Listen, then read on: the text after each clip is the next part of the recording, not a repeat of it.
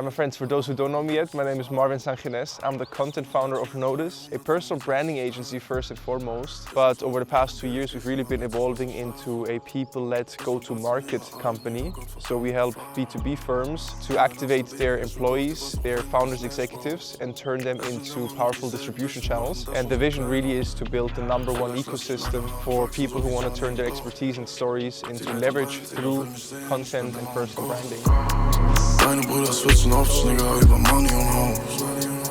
My dad hates the fact that I share my revenue publicly. When I started documenting my journey online, I had nothing. I was always looking for the person that was figuring things out and kind of sharing the learnings along the way, documenting the journey. And I wanted to be that person myself.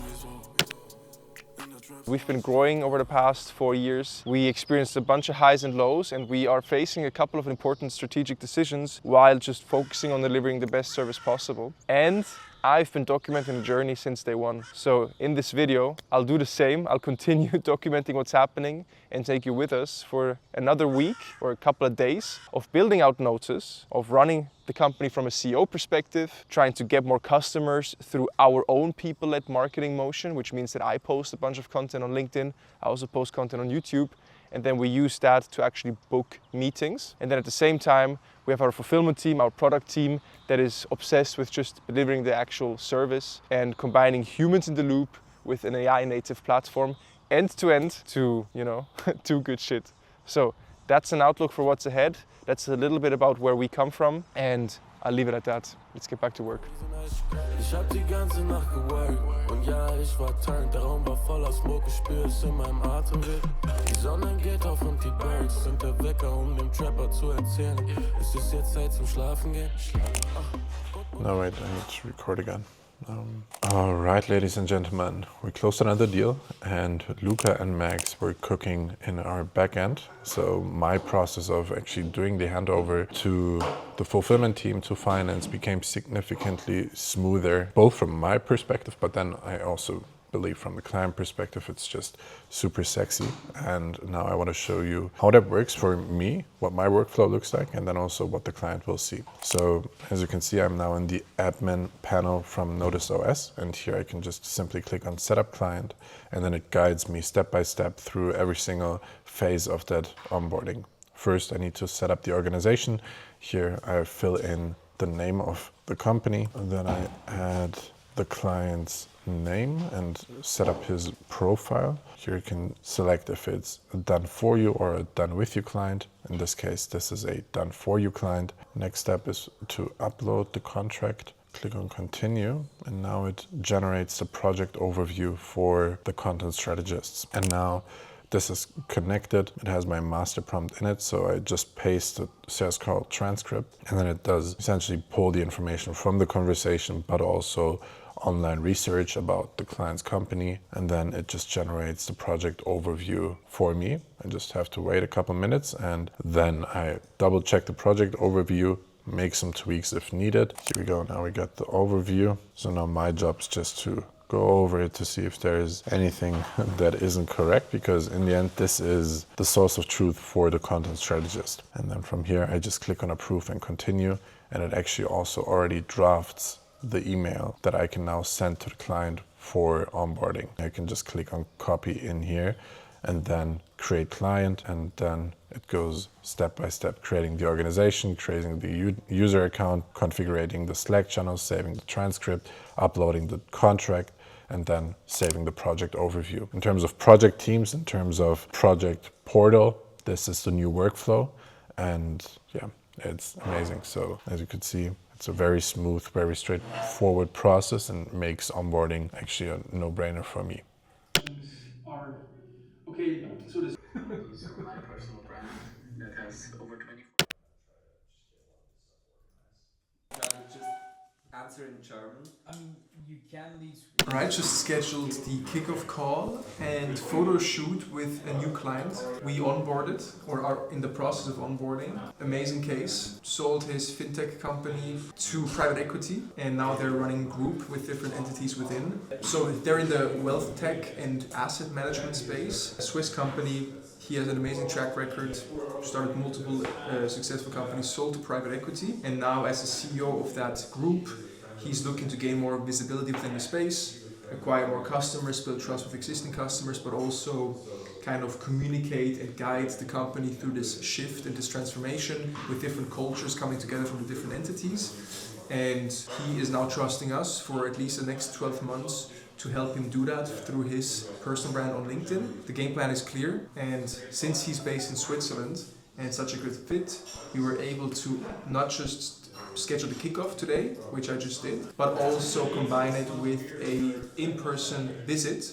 where I'm gonna stop by together with Luca to take pictures, maybe film some videos, and just get a head start with the project. So very excited about this one, and good motion.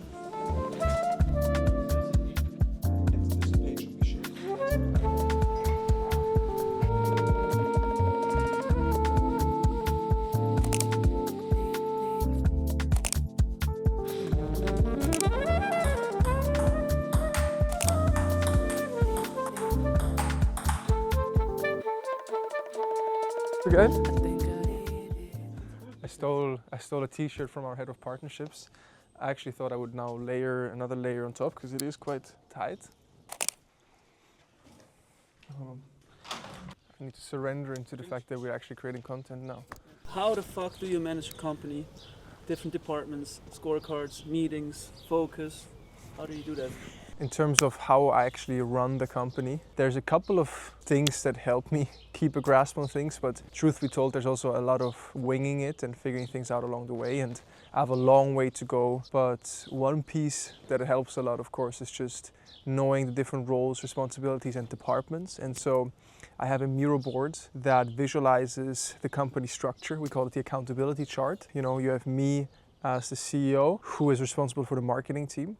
And then I have my direct reports there, and then the people that report to me, if there are any. We have the same with sales, and then we have the same with fulfillment, where we have Luca, our COO, who runs fulfillment, and he has 2 team leads, under which we have all the senior content strategists. We have our CFO for finance, and that's pretty much the company. We try to keep it as flat as possible. And then we have our company scorecard, and what that is it's a Google Sheet, and it gives us the most important company metrics broken into the different departments that we update manually on a weekly basis. So every Monday, all the department heads update the scorecard with their core metrics. So for Selim, that is revenue closed, it's how many calls he had and then how many of those were qualified, for example, and then from that his closing rate. For fulfillment, it's our net revenue retention. For marketing, it's ICP demos, it's ICP signals, and then I go through that every Monday. And so with that, I see everything that is green, yellow, or red, and I try to focus on whatever is red that week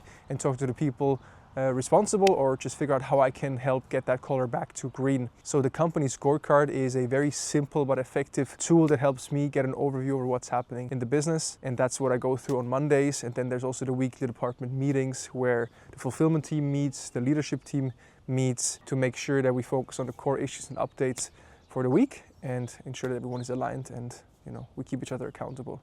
How do you transmit the vision to your partners, employees, friends, between all those different departments? The way I try to kind of keep a North Star for the team and keep them excited about the bigger vision is, on the one hand, I think just by being genuinely excited about the thing and being involved in a lot of different areas. So just through sheer conversations with the team, and I tend to be quite communicative. I do a lot of check-ins with different team members. If I notice that someone is off or not feeling well, I check in, I hop on quick huddles. I just keep my finger on the pulse. I think my excitement itself is probably something that keeps people excited as well, because they hopefully feel how much I care about things. There's also our quarterly all-hands meeting, which is at least one opportunity to bring the entire team together, where I walk them through what happened the previous quarter, what the goals are and priorities for the coming quarter, and I kind of remind them about the overall vision and purpose of what we're building here at Notus. I have expectation meetings with most of the team members to check in on how they're doing and to share what I believe to be the most exciting next steps or the things we should double down on. And in that, I also get into a little bit of a jamming mood, and I share ideas and just once again try to give them perspective as to where we are headed, not only where we are now, but I also try to balance the fact that yes, there's a lot of new stuff we can do in a big vision, but sometimes it's really just about doing the boring work and repetition. That's one of the biggest takeaways over the past few years that I've accumulated. What's the milestone you're the most proud of? There isn't really one milestone I would say that stands out in terms of, wow, I'm so proud about this specific thing. Probably I get the most satisfaction if I reflect on the fact that for the past now 7 years, since 2019, I've been living on my own terms. I was able to sustain myself, I was able to stay free, I was able to work from anywhere in the world. And I didn't get rich yet, I've made some progress, I've built a team, I'm building something that I'm personally very excited about, and I'm surrounding myself with people and topics that align with my purpose and my skills. So I would say that's my biggest milestone, is the fact that I've been playing this content game and living the content life for a couple of years now. You know, it's less about the milestones really. I enjoy the W's of course, and I try to take them in. It feels good in the moment, but then immediately I try to detach, and then when I reflect on it now, I think the greatest satisfaction comes from the fact that I've just been kind of living life more or less the way I wanted to, and I've been, you know, accountable to myself. I've had some agency and I was on my own doing my thing, so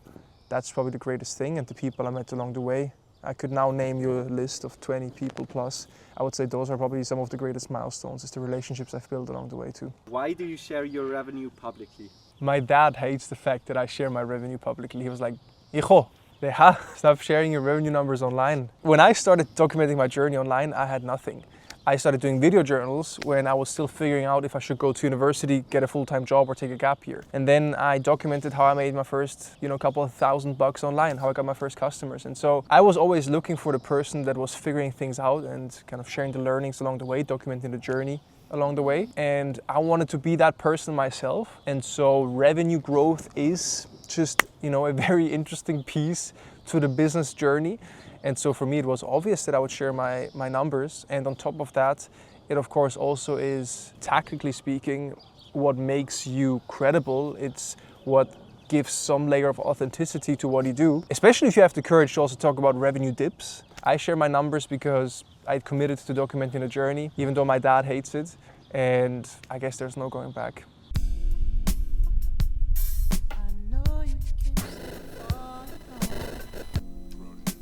10-20 Minuten, aber das sind keine... Joinen wie rein der Maxis-Definition.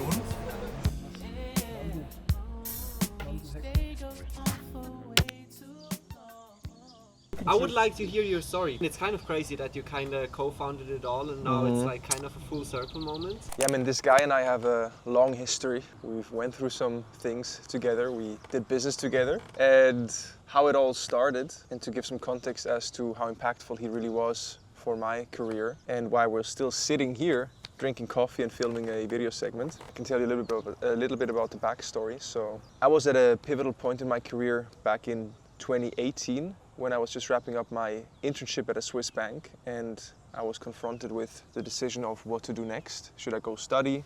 Should I take a job? I had no clue what to do. I just had been doing some side hustles. I had grown an Instagram page on cryptocurrencies. I had done drop shipping, so I learned about Facebook ads, and I made a couple of Swiss francs selling World Cup accessories. And I was very inspired by Gary Vee, amongst other people. So long story short, I decided to take a gap year and fly to the US. I just did 1 year of an internship after high school. Let me take another year to really figure out what to do. And low-key, I kind of knew I wanted to do something on my own. I wanted to build a business or get into the whole marketing world, social media, become a freelancer, whatever it is. There was something there. It was quite new to me, and it seemed like a very foreign universe that I wanted to tap into. So I took a gap year, and I also made the conscious decision of documenting my journey, mostly because of Gary's indoctrination. And so I started posting on Instagram first. At first it was mostly just like influencer pics, if you will, like travel pics, but then these mini journal updates underneath. And I would use that to start DMing people. So I would DM anyone that I thought wasn't too big to reach out to. With millions of followers, they would never see my message, but they were kind of just a couple of steps ahead or even on the same path. And as I was doing this, I actually got some replies, and I just arrived in the US, bought a car with 3 friends of mine in California, and we decided to take a road trip around the country. So for 3 months we drove around the country. I was posting these Instagram updates, I was doing these video journals, and I was DMing people. And at some point I was about to arrive in New York during this road trip. I was trying to meet some people in New York. I mean, that was it, right? That's where Gary Vee had his HQ with VaynerMedia. That was, in my mind, kind of the hub for everything that I was aspiring to become. And lo and behold, I reached out to many people, and then one of those people, shout out Karen, told me you should reach out to Calvin Hamilton. I had no idea who Calvin was. I also didn't really know Karen that well, but I figured I'll send a DM to anyone I can and use any warm introduction as a means to meet people.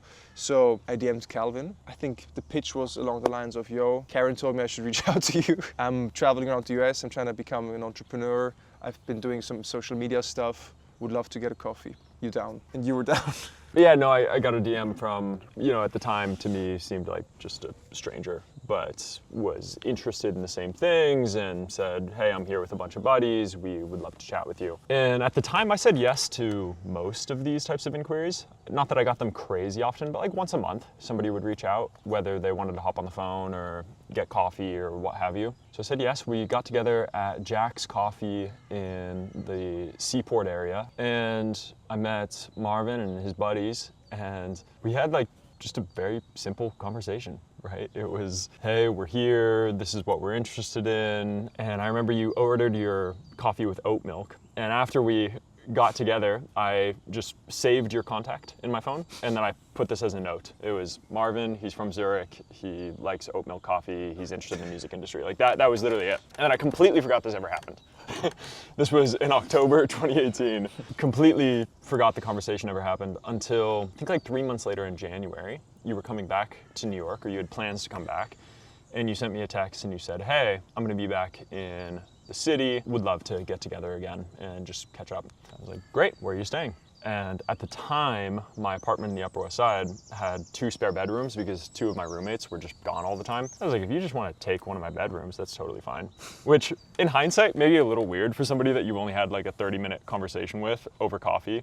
And of that 30 minutes or hour, however long it was, approximately 25% would have been with you as opposed to your 3 other friends. But he seemed like a nice guy. He was just young, trying to make things happen. So I thought it would be fun. Now, throughout this entire time, from the point that we originally had coffee to the point that Marvin was now deciding to come back to the city, I was working at VaynerMedia as Gary Vaynerchuk's social media manager. 2019 was when I was really considering leaving the agency to start a business. I ended up leaving Vayner in March 2019 to start an agency. Marvin ended up coming back to New York in April 2019, and it was during that 1 or 2 week period that we ended up just spending a ton of time together because you were at the apartment, we would go to the gym, we would go on walks, and I was like, oh, this guy has the same interests, he's sharp, he's taken some courses on things like Facebook ads, which is actually a need that we have in the business right now because it's contingent on me to actually execute these things for our clients. So why don't we find an opportunity where he can work with us, come to the States, because he's very fortunate in that he has US citizenship, so that was actually an opportunity on the table. So I pitched Marvin, I said, look, don't go to university,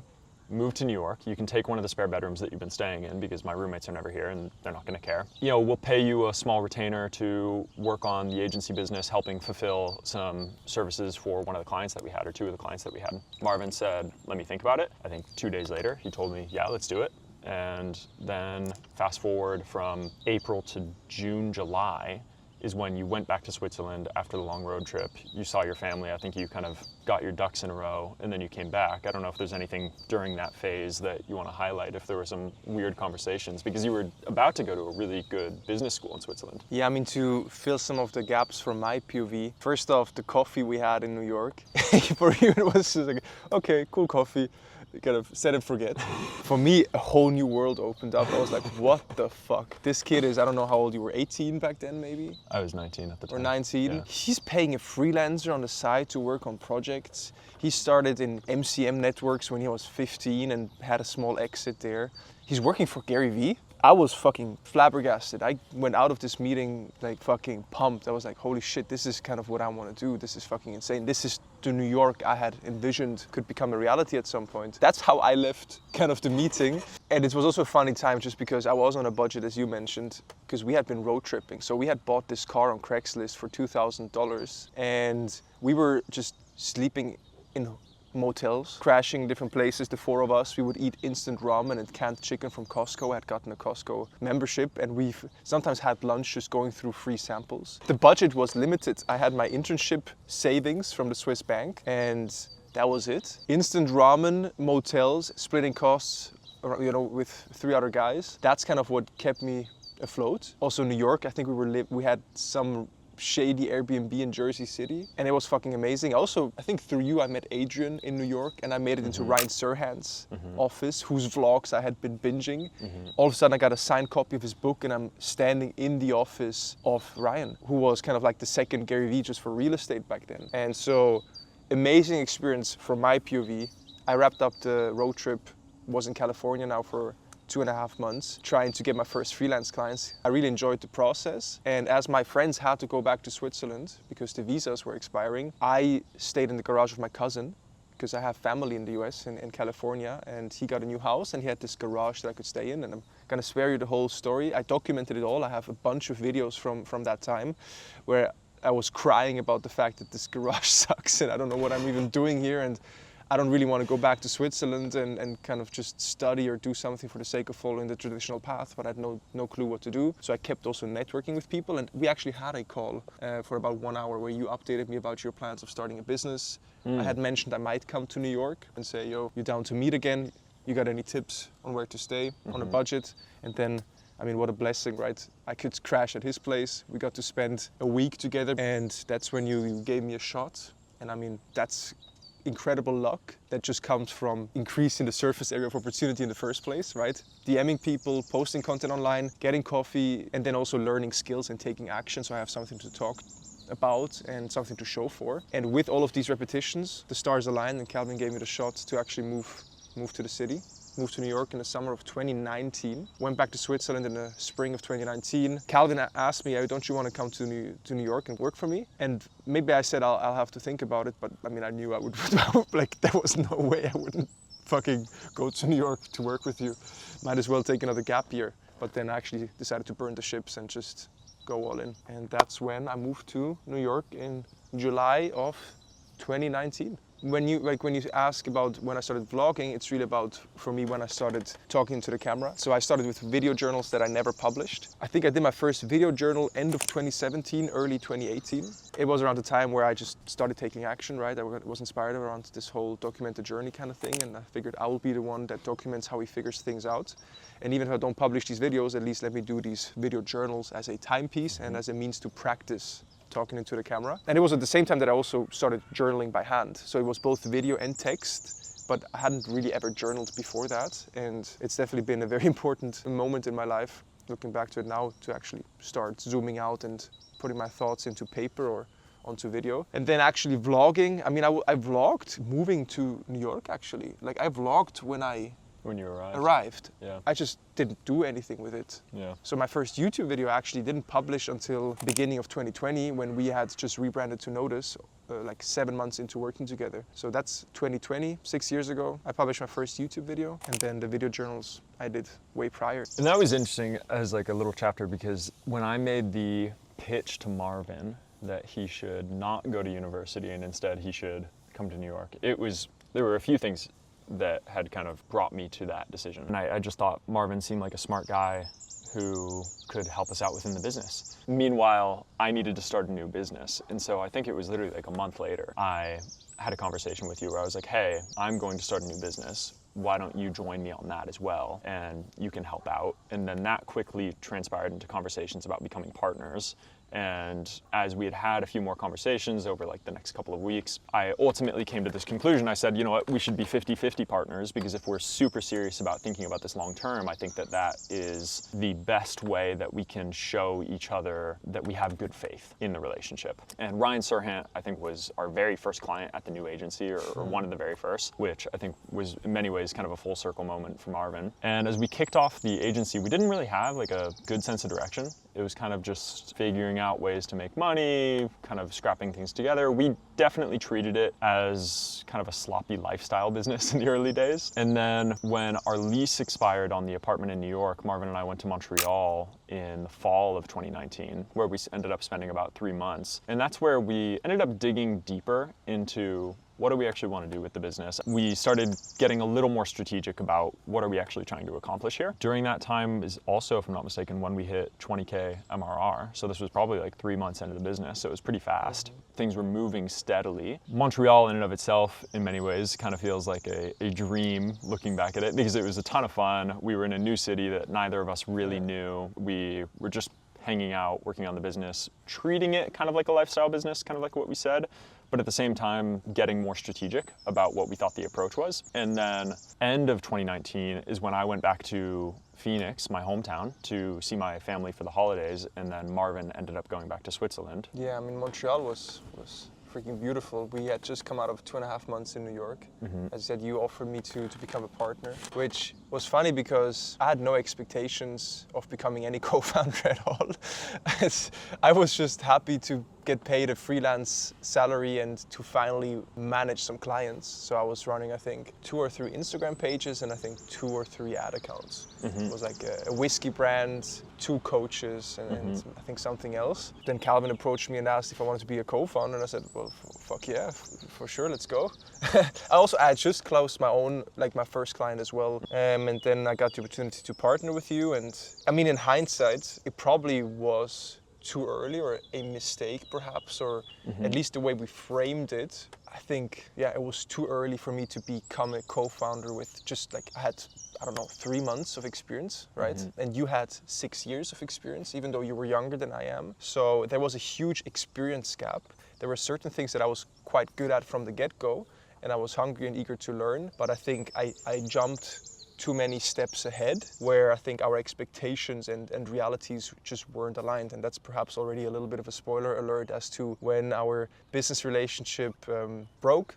But yeah, that was New York, it was fun. Then we went to Montreal, that was amazing too, co-working space. And from the get-go, by the way, when we started the agency together or when we partnered, it was very clear, I think to both of us, at least to me, but I think to both of us, that even though we were a generalist agency doing social media for really anyone that would pay us money, we were positioning ourselves and aspiring to be a personal branding agency, which back then was the hot new shit that almost no one was actually doing.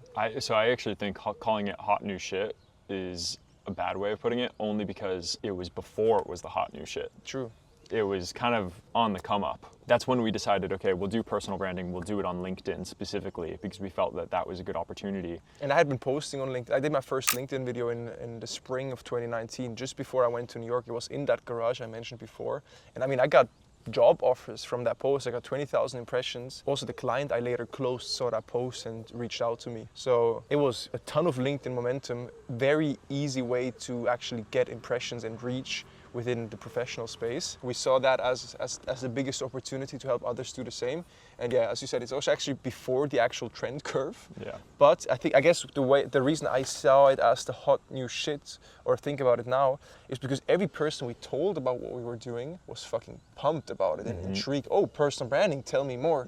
So whenever we had the opportunity to tell someone what we were building, they were sold in a way about the idea, or were very intrigued because it was so new. But a huge thing for me is I saw so much potential in what we could do. And it was so clear to me that you were a sharp guy, that even the way that you were able to communicate things was better than most people I knew when I was working at VaynerMedia. So that was telling. It was, okay, he doesn't have the same hands-on experience that I've had, but when we talk about this, both through a business lens and through a practical execution lens, like when we're talking about Facebook campaigns, the manner in which you could articulate yourself with such clarity when it was about the creative or the strategy was better than some people I had been working with at VaynerMedia who had actually been doing this for many years. And so it was so clear to me, like, okay, this guy, you know, he's gonna be a killer. Let's just go, let's figure it out, and let's make the bet. And then beginning of 2020, I go to New York to find us an apartment so that you could come back to the city, get this place downtown in kind of the Soho area. And that's also when we started having a conversation about rebranding the agency from Aspire IV, that terrible name, to Notus.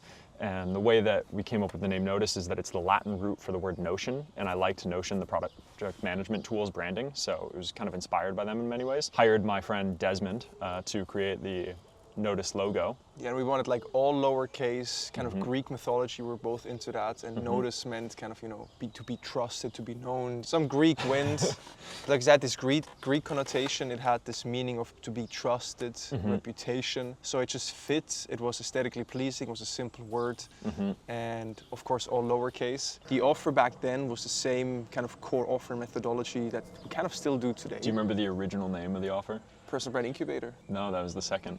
Was there one before? Yeah. What was it? B&R Accelerator. The PNR.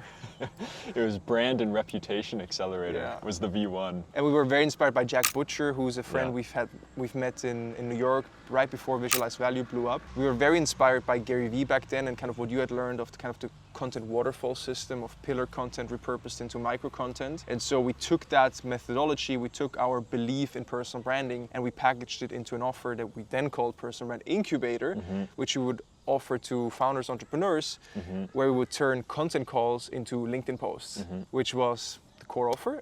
We had our first 3 clients that we onboarded onto that new offer in the summer of 2020. And I mean, one of them was Hubert, who, I mean, 6 years later, we launched him on YouTube and still going strong. And as we were onboarding these new clients, all our personal lives also developed. We didn't have any real role clarity, and we were both just kind of working on some client projects, doing some sales calls. We had no meeting cadence in a structured way. We had no clear strategy or North Star. We just kind of winging it and running notus, and we were co-founders, whatever that meant, right? I guess throughout this kind of ghost town in New York, COVID was happening, our personal situations evolved. We onboarded our first clients, so we actually had now quite a compelling offer and exciting cases to work on. I had left the city for a month, came back. We brought on an intern as well into an office that we had rented, which was also perhaps an unnecessary expense in hindsight. We could feel important for a couple of weeks. About a year after we ended up going to Montreal, at the time I just remember feeling stressed as fuck. That's then when I basically said, hey, I want to continue operating the agency, but entirely separately. And then that kind of like brought about our breakup conversation, which was super emotional and stressful and difficult. And there were times where I would feel so unbelievably frustrated in that conversation with Marvin. And I'm sure that many times that he felt unbelievably frustrated with me. Largely, I mean, from his end, like, because I did not do a good job communicating this. And I did kind of spring it on him. And again, in hindsight, I think there's so many things I could have done better. And there were so many times where we would be on the phone and I like just wanted to fucking yell at him when we were going through this, especially over the holidays when I went back to Phoenix and he was in Switzerland. It was definitely the coldest, lowest point of our relationship or our friendship, but the one thing that I have consistently said to him and that I will continue to say, because I truly believe this, and this is why I think it was not necessarily easy, but it was somewhat natural for us to rekindle the relationship, was at no point in time throughout that process did we ever necessarily belittle the other person. Did we ever try to screw over the other person? Did we try to take advantage of the other person? Like, even though it was hard, it was also very apparent that we were approaching this from a sincere place of wanting to make it fair and wanting to make it right. And I was so impatient with like even our negotiation around the breakup that's when I was like, okay, fuck it, like keep the notus name and I'll register a new business and I'll rebrand it. Because it was just one of these things where I wanted it to feel fair. And I knew that for Marvin would be a good token of my, almost a way to just illustrate that I was trying to be fair about this and vice versa. And so that was extremely stressful. I'd be curious what your POV of this same situation was, because I know that in many ways, at least in the early days, like you did feel a little blindsided by it, but I think rightfully so, because I just did such a poor job of communicating it. I think the reasons why we split up like rationally made sense in hindsight. That was the gap of ownership and responsibility, the lack of experience on my end. We had to make a change if this was supposed to work out. I think I was, as I said before, I hadn't been ready to be co-founder if there wasn't a clear role description for me in that sense. I was doing kind of sales, kind of marketing, kind of fulfillment for some clients, and you the same, and then you were much better at a lot of the things when it came to client delivery. So there was this kind of imbalance there. I guess from my POV, how it felt back then, yeah, as you said, it came kind of out of nowhere, and I think I was probably over communicating and rambling too much about, hey, let's talk about things. And you were like, well, what the fuck is there to talk about? Let's just do the things we need to do, which maybe were more obvious to you than they were to me. I will say really quick, yeah, Marvin was always so much better of a communicator than I was in that way. And this is something I've had to learn over the past few years since we've done business together, but yeah, it was, especially in hindsight, it's super apparent to me that a lot of the conversations Marvin would try to approach or try to bring up, I would be a little bit more dismissive of. And at the time it was because I thought it was almost a waste of time to have that conversation. Let's just focus on execution. But now in hindsight, it's like, no, that conversation would have given us clarity, would have helped with expectation setting, which ultimately would have made the execution better. Probably would have been smart for us to get some sort of coaching from someone, because we didn't have any idea how to run a meeting and just how to structure the business and how to operate, which of course we learned through failure in a way and through mistakes, which is how other people learn it too. But we probably could have avoided some mistakes if we hadn't gotten some outside perspective. I don't know, I mean, maybe I had built up some expectation about myself because I had the co-founder title. I got outside recognition from people where there's probably some sort of imposter syndrome too, or some insecurity, because I felt like I wasn't as good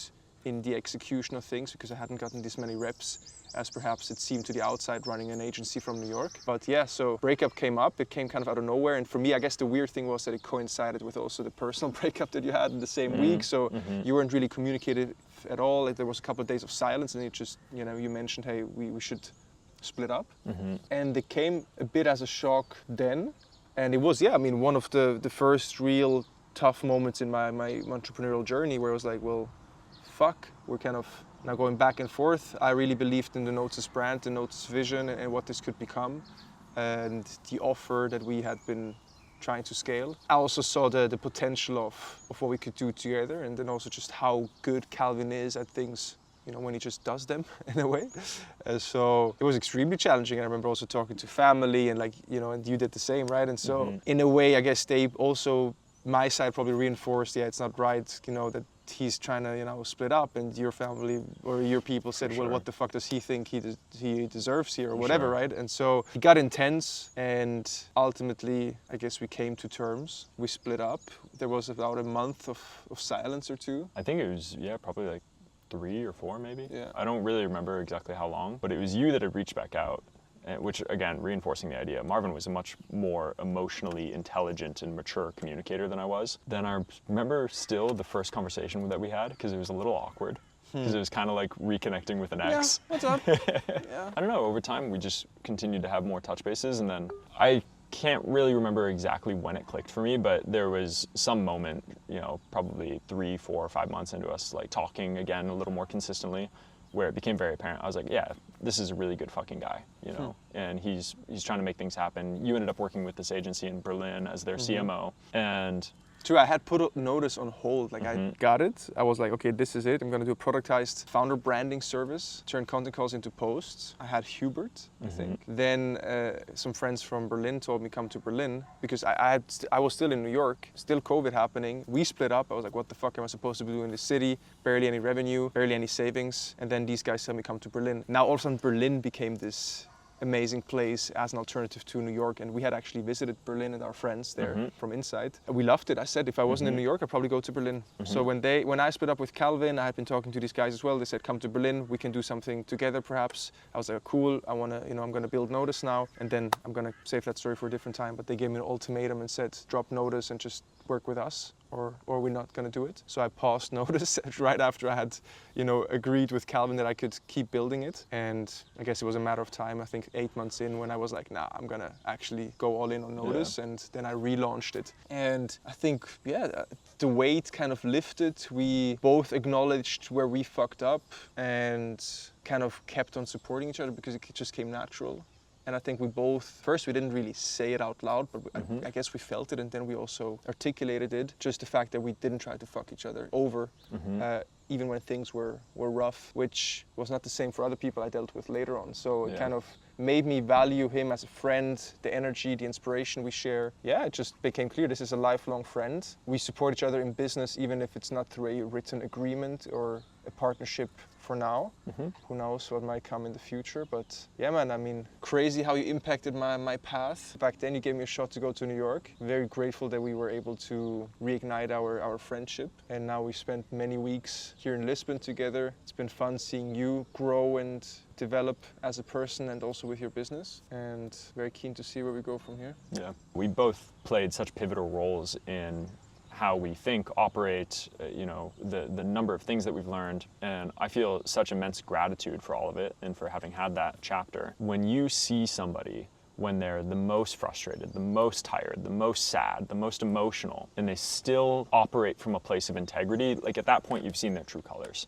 And both of us have had experiences where we've been in those situations with other people, and the colors that we saw from those people, or the cards that those people decided to play, were extremely malicious. and they tried to go in with everything and with teeth and really try to hurt you. And so the fact that we didn't play this war of attrition where it wasn't tit for tat and I'm gonna do something to you and then you're gonna try to get back at me, and instead it was really trying to compromise and make things work. That's fundamentally what, like, I have so much love for you and our relationship and what we did historically, even though it was messy at times, but then still even us operating separately today, it's like I just want to see you win, and I know that you feel similarly, and it's just, yeah, no, it's great because you can't see that in a relationship until you test it, right? Nobody goes into a business partnership thinking that their business partner is gonna fuck them, right?